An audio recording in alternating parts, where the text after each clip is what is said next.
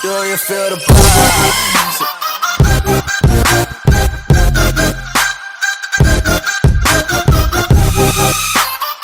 Kayo at the same time, um, hindi na tayo paulit-ulit and then all your queries, even yung classmates na hindi maka-attend, at least ma-share ninyo. I have three sections kasi. First section is 9:30 to 12, yung mga BSN English. Second section is yung mga elementary, BEd, 12:30 to 2. And the last section is the 2:30 to 5, mga BSEd pa. Section yon. At time, I included in my loop yung advisory ko from EDOC department and my advisory from criminology department para isahan na lang. Okay. So for our final, this would be our criteria in giving you the even your panel. Dito talaga sila magbe-base. Tatlo lang ang component. Written work, that is 30%. Candidates' ability to defend your research, 50%. And miscellaneous, that is 20%. Kasi dapat alam mo. Kasi kung gusto mo talagang mataas ang grade mo, pag-aaralan mo ang tatlong components na ito. So written work, 30%, which includes the well stated. Please go back to your SOP. Tama ba ang SOP mo? Kasi I know may mga changes or may mga suggestion ang panel during the proposal defense. So, i-align mo talaga ang SOP mo kung angkop talaga siya. Second, the sub-problems are logically arranged. So, for example, meron kasi napansin ko dito, may mga estudyante na sa title niya, halimbawa, ang title niya is Students Problems Encountered and Coping Mechanism. Pero sa SOP niya, ang number one niya is what are the coping mechanism of students? SOP2, what are the problems encountered by the students? So, hindi na siya nag-aalay. I mean, kung ano yung sa title, what is the first variable should be our first variable in the statement of the problem. I-align talaga. Okay? Even yung mga sub natin. Kasi merong mga research dito, for example, what are the problems encountered of the students in terms of 1.1, may mga ganon, 1.2. Sa ibang research, meron kasi maraming ganyan. Make sure na kung nag 1.1 ka, pagdating sa questionnaire mo, yung first question is 1.1 also. Yun talagang una. Kasi meron dito ng 1.4 niya na una sa questionnaire, hindi nag-align, no? Mali-mali. So, doon tayo ma-shock kapag nag-final defense ka at nahuli, nakita na mali ang questionnaire mo, baka pakandakin ka ulit. So imagine ang gastos, ang time, pakandakon ka ulit. Diba? Next, another one for literature, the literature is relevant to the study. Tanggalin natin lahat ng literature nyo na pasabad-sabad sa research nyo. I mean, kung nag-change title ka, lahat ng hindi related, alisin. Maglagay ng mga literature that are related. And please take note ha, walang bullet, walang numbering sa literature. Meaning, paragraph form lahat. Halimbawa, meron ko include, sir, can I put Republic Act? Diba ang Republic Act, usually naka-numbering yan. So, babasahin mo yung whole chapter ng Republic Act and then gagawaan mo siya ng summary. Yun ang ilalagay mo sa literature. Kung procedure naman yan, ilagay mo din, pero make sure na hindi siya lahat, wala talagang bullet form na makikita or numbering. Okay? Next one is methodology is well explained. Balikan natin sa chapter 3 mo yung methodology mo. May naglalagay dito, this research is a quantitative research. Please take note, maraming types ng quantitative research. So be specific, anong quantitative yan? So maglagay ka doon, quantitative descriptive research. Okay, good. So klaro na parang it will describe, no? A quantitative that you will going to describe. You will using survey questionnaire or survey form. Meron din ditong quantitative evaluative design, meaning mag-i-evaluate ka. So, kung gusto niyo malaman ano yung mga different types of quantitative or qualitative, hanapin talaga sa Google. Okay? Another thing is yung mga naga-qualitative dito kasi I know may naga-qualitative na mga education, yung mga selected students. Please take note din ano ang research design ninyo. Like, Tama ba na gamitin natin yung term na this is a phenomenology research design? Kasi phenomenology, parang it's a long process. Pero when we say kasi mga experiences, gusto mong malaman ang experiences ng mga estudyante, usually mga phenomenology lang. Pero phenomenology, but you were using only analysis, yung ganon. Pero imposible kasi class na ang research mo walang research design. Yan ang pinaka-importante sa lahat ha. Kasi baka nasa tayo dito, wala kayong research design. Dapat may design talaga. What else? Statistical treatment is appropriate. I hope nagpa-consult kayo or nagpa-advise kayo sa mga mathematics teacher or statistician kung tama ba yung mga statistical treatment na ginamit nyo. Weighted mean kayo sa SOP1, weighted mean sa SOP2, and person R sa SOP. Usually, ang mga may complicated lang man dito na problema is yung may mga naghahanap ng relationship. Naghahanap ng relationship. Pati sa research, no, may relationship. Kasi usually, ang ginagamit ng mga estudyante, person R, momentum, relationship. Ginagamit lang sa person R, momentum, relationship kapag meron ka ng independent and dependent variable, kapag single-single lang. I mean, one variable with each other. Pero pag once meron ka kasing sub-variables like in terms of 1.1, 1.2, tanungin mong sarili mo, person R pa rin ba? Kasi marami ding test for relationship. Merong Z-test, merong T-test. Tingnan mo yan. Kailan ginagamit ang T-test? I think ginagamit ang T-test kapag more than 30 ang respondent. Z-test kapag below 30. Hindi ako mathematics major pero may background ako. Kaya umandam lang gid ang estudyante nga nagpatapag solve kay na pamangkoton jud ako ano ko gid siya patamblingon ko gid. Bakit Z-test? So dapat binabasa mo yan. Ha? Okay. Another thing is meron di tayo mga multiple regression. Kaya gani magbabayad kayo ng 500 for your statistician kasi siya ang tutulong sa inyo sa pag-check ng inyong statistical problems kung tama. Kasi kung na-failed kayo sa stat or mali ang pag-compute, pwede mong ibalik sa kanya kasi nagbayad kayo. Okay, another one, meron din tayong ANOVA. Si ANOVA kasi may one-way and two-way. Meaning, kaya gani sa conceptual framework ninyo, kapag meron kang independent at dependent variable, wala siyang arrow na may yung parang product. Di ba nakita nyo usually comment ng mga panel, straight line lang. Kasi possible kasi sa isang relationship, give and take relationship. Wow. Parang gano'n, no? Sana naging research na lang tayo. Kasi pwedeng pabalik si independent sa dependent variable. Pero kung input-output ang research ninyo, usually meron dito mga basis for enhancement program. Basis. Basta may mga basis.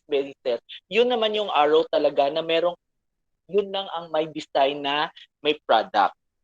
Tingnan nyo, balikan nyo ulit ang conceptual framework na kung tama. Okay. The last part of written work is the conclusion recommendation are congruent with the findings. Ito na ngayon ang gagawin talaga ninyo. So, kailangan may conclusion, may recommendation that are congruent with the findings. Kasi tatanungin kayo, bakit ka nagre-recommend? Anong basihan mo nito? So, ipakita mo sa chapter 4 na itong pinakamababa na result, ma'am. Kaya I come up with this recommendation. Kasi yung recommendation class, yun ang pinaka-importante. Pwede natin siyang ipabasa sa school, naging kandakan nyo, or Hi, pwede, sir. yes, may nagtatanong. Sino yun? Hello? May question ba? May nag-hi, sir? Sino yun? May tanong? Wala? Can I proceed? Okay, diretso tayo. Naririnig pa ba ako? Yes, sir. Yes, sir.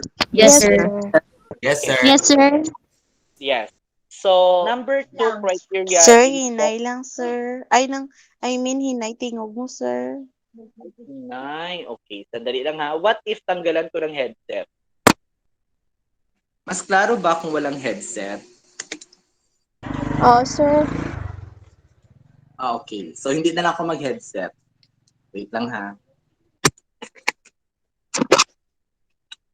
ginagamit ko ang cellphone para maganda ang audio, ang quality. Ayan. I hope okay na. Okay na ba? Hindi na ako mag-headset. Okay lang, sir. Opo, Audible. Mas better. Mas better? Mas better walang headset? Yes, Yes, po, sir. sir. Yes, Mas better, Yes, sir. Sige. Now let's proceed with number 2 criteria, that is the candidate's ability to defend research.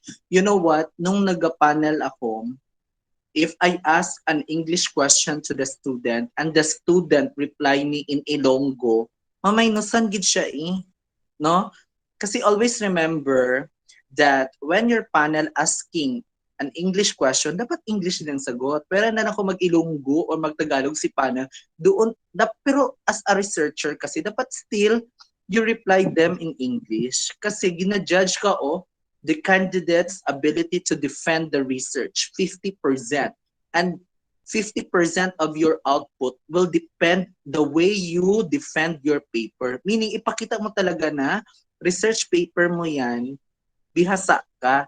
Hindi nga, mayroon pa din nga magpitla-pitla, mag-aiiuu, ay, ma-question na lang nga, hindi man siguro siyang gumawa nito, di ba? May ganon. So, anong component ng 50% na ito? First is, mastery of the content of the research. Balaan mo, ano nga page number, ang RRL mo, stating your mga ganon-ganon, memorize mo kung di makita. Yung ganon good, your capacity or mastering of the content. The knowledge of the problem area and allied fields. Meaning, master mo gid siya ba? May knowledge ka talaga on your paper. Hindi nga magsala-sala ka pa dito ka pa mag-scan-scan. What else? The clarity and comprehensiveness in the presentation of work. So it's very clear. Ability to keep discussion in the main issues. Meaning, hindi ka talaga yung parang maglingi-lingi ka pa, mahalatang may nag-coach sa iyo sa harapan mo during the defense. What else? Ability to communicate ideas orally, comprehend and respond to questions well. So, meaning, dapat you should have the power or the talent talaga in communicating ideas orally. Hindi magpakulba. Just take a deep breath and answer. Yun lang. Meron kasi sa mga estudyanteng iba nang na-stress, ginakulbaan, daw malipungan, may nagalapsi-lapsi. It's normal, pero dapat nag-rehearse na kasi kayo prior to your final defense.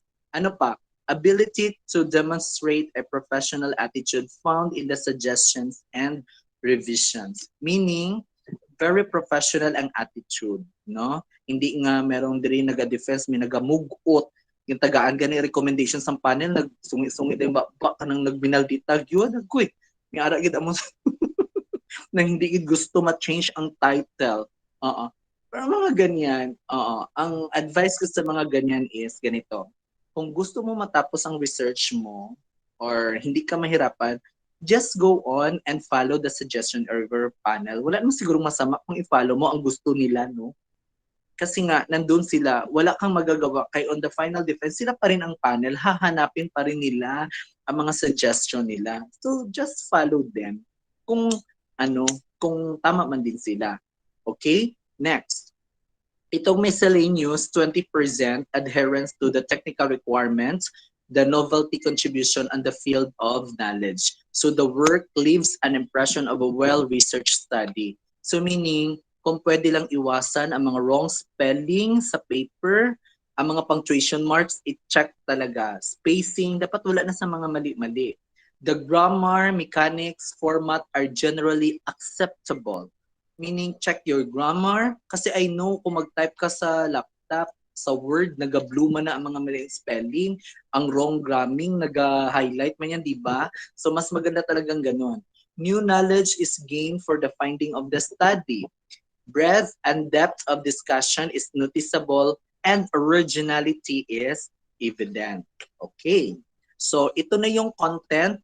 So, the same from your chapter 1 to 3, parang i-review na lang natin. Kailangan merong title page pa rin ang paper nyo. Pero ngayon, this time, sa final, kompleto na ha. Sa proposal kasi kulang-kulang pa. Pero sa final defense, it should be complete. Ang announcement talaga ni Sir Albert, hindi ipa-defense ang estudyante na kulang-kulang ang paper.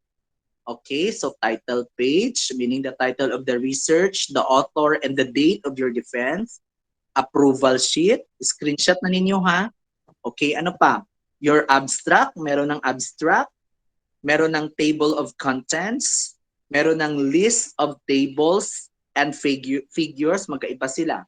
Ang tables meaning kung ano lang yung mga tables mo sa paper mo. Ang figures, kung naglagay ka ng map or meron kang conceptual framework, mga drawings. Okay.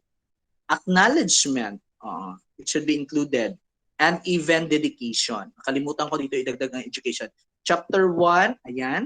Yan ang title ng chapter 1 ha, the problem and its settings. Kasi merong mga estudyante, iba-iba ang chapter 1.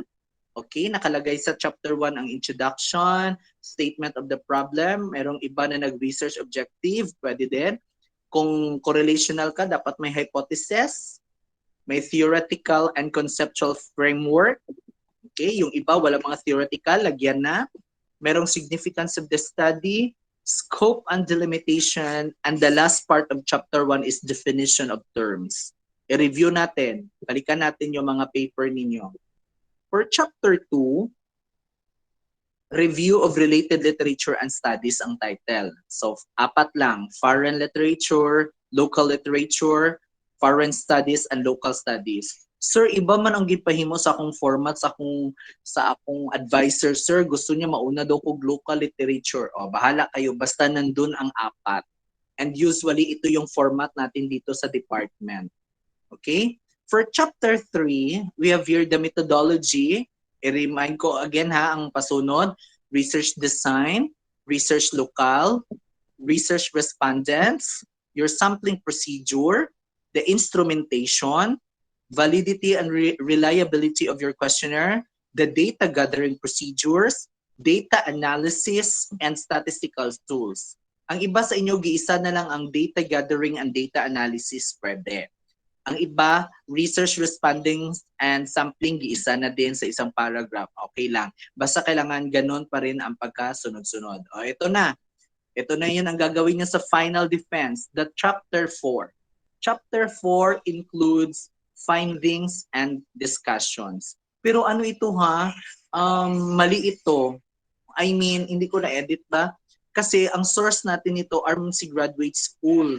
So, pinalitan namin ito sa chapter 4. It should be yung presentation, discussion, and interpretation of data. Sa chapter 5 pa ang findings, a summary, findings, conclusions, and recommendation. Paki-take note. Sige, palitan natin ito. Wait lang. Kasi baka ano kayo. So, chapter 4 is presentation, discussion. Pag ipasunod mo, una, ipipresent nyo yung table, presentation, discussion, interpretation of data. Okay, yan ang chapter 4. Sa chapter 5, summary, findings, conclusions, and recommendation. Okay, yun na siya. Ito yung tama. Para ano talaga. Yan, paki-screenshot. Pero ang mga criminology dito, may iba kayong format ha, MRAD. Kunin ko pa yung format kay Ma'am Aisa. Okay? And then, after your recommendation sa chapter 5, yung references nyo, kompleto. Ako, binibilang ko talaga, for example, sa chapter 2 nyo, sa related literature, nag-cite kayo ng author na halimbawa Silva 2018. Hanapin ko talaga si Silva sa likod. Magsabi ka dyan ng Libuon 2017. Hanapin ko sino si Libuon sa likod, sa references. Okay? So dapat after references, meron na tayong appendices. Later, i-discuss ko paano yung arrangement ng appendices natin. And pinaka-last na part of your paper is the curriculum vitae, with researchers' picture in the upper right page in formal attire and white background. Simple instruction but many students cannot get. When we say formal picture, may nag-amo-amo sina, may naka-civilian, white formal attire gani. So pwede uniform or formal attire but take note, white background na kasi ang iba may naka-black pa. Okay. So ito na yung general parts of the thesis. Title page again, your page 1. title of the research, full name of the researcher, degree for which the thesis is presented, the department to which it is presented, and the month and year in which the degree is to be granted. So wag nang ilagay yung day, only the month and year. Pwede na. So halimbawa ang defense mo March 2022, so lagyan sa baba. Si approval sheet, meron tayong format. Later, remind me in our GC para ma-send ko yung soft copy. Pero usually, ito yung parang the certification of the approval of the department to which the thesis is presented and contains.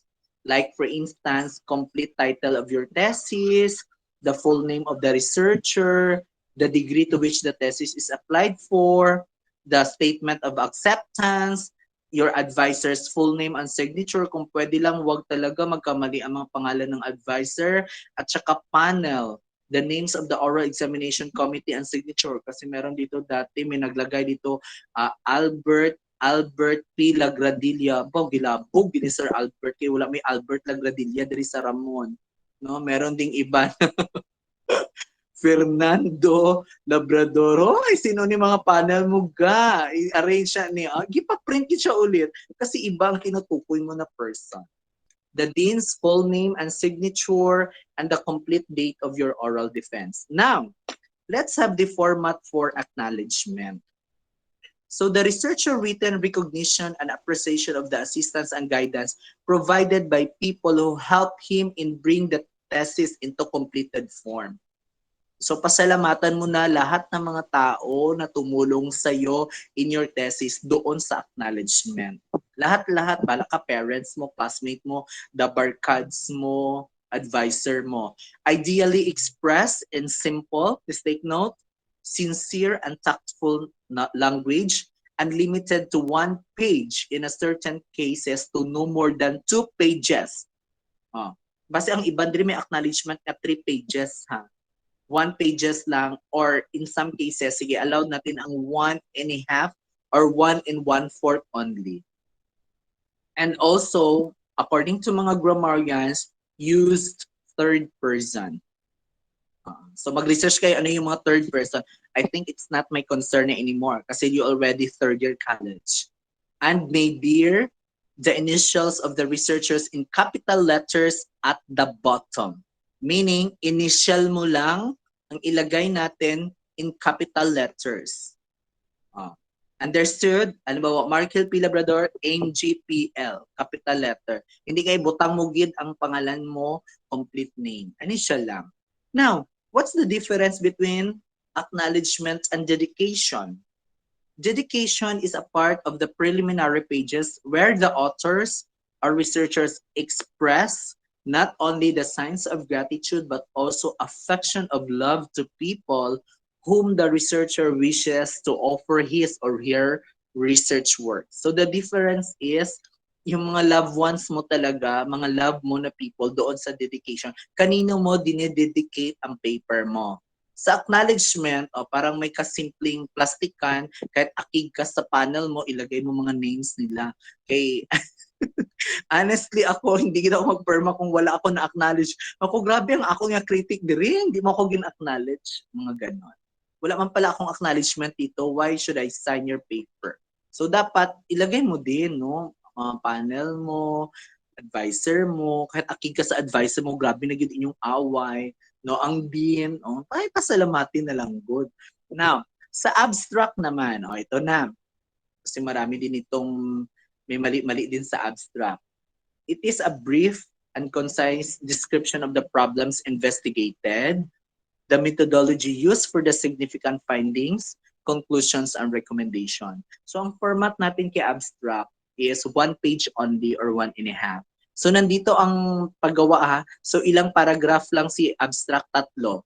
Descriptions of the problems investigated, ano yung research mo. Kasi sa abstract kasi is parang siya yung, kaya nga abstract, di ba? Abstract of your study, may result. May result na. Siya talaga ang after ng approval sheet, acknowledgement, dedication, abstract agad. Second paragraph is your methods used, the methodology used, and the significant findings. And the third paragraph is your conclusion and recommendation. Yun lang. Kaya nga 1 page. No? Yung parang summary of your paper na. Hindi pa binasa ang paper mo, nabasa na doon sa abstract, ano yung conclusion, ano yung recommendation. Tapos sa pinakailalim ng abstract, mga keywords, huwag kalimutan. Mga keywords usually mga terms that are highly used in your paper. Okay? So, 1 page lang ito kung pwede, or kung hindi talaga makaya kasi sobrang kapal ng research mo, mga 1 and 1/4. Pero better 1 page lang. Table of contents, ayan na, list of chapter headings into which the thesis is divided and may include the following. Ayan, sa table of contents, preliminaries, the chapter number, that written in Arabic, huwag kalimutan, chapter titles and page citations, subheadings of main headings and page citation, your bibliography and page citations, and even the appendix and page citations. Now, for our list of figures and illustration, it's made up the captions of the table included by the researcher in the report to provide substantial evidence in the presentation and include of the following. Kasi iba si list of figures and list of tables sa table of contents. Meaning kung may 4 ka na table, gawin mo talaga siya sa isang page, list of tables. So number of table, exact caption of the table, and page in the thesis where the table is given. Sir, anong pinagkaiba ng figure at saka table? Sa paggawa ng table, ang title ng table nasa taas. Halimbawa, table 1. Problems encountered by the student. So yun ang title nasa taas. Pero sa figure naman, ang word na figure 1 nasa baba. Diba sometimes magawa ka ng conceptual framework, yung title niya nasa baba dapat figure 1 conceptual framework. Diba ganon? Yun ang pinagkaiba ha. Naglagay ka din ng map. Figure 2, map of Coronadal City. O location, mga ganon. So, kapag figure, nasa baba ang title, pero kung table, dapat nasa taas ang title. So, sa letter of appendices, after references, mga appendices na, the material used as appendices should be alphabetically grouped and provided with titles and gives the following information. So, ang pinakauna na appendices, Appendix A, is your letter. Letter of appendices or letter conducting letter of permission to conduct the study, yung mga ganun. Na-confuse ko pa sa Amy and word ko baka madali lang.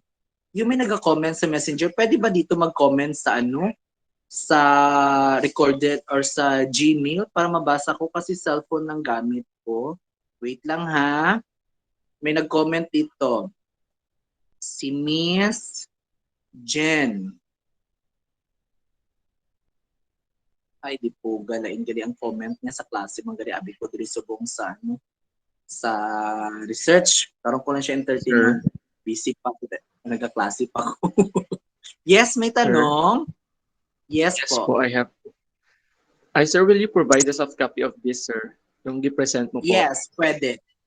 Pwede kong ibigay ang Word at saka ang PowerPoint doon sa GC. Please remind me, ha? Kasi sobrang Thank busy ko. you. Remind lang po, okay? So, sa list of appendices, meron tayong exact caption of the title and the page in the thesis where the appendix is given. Okay? So, any questions? Yun lang for today. Ano pa ba? Ayan na. Sir, we are... Sir. Yes. I have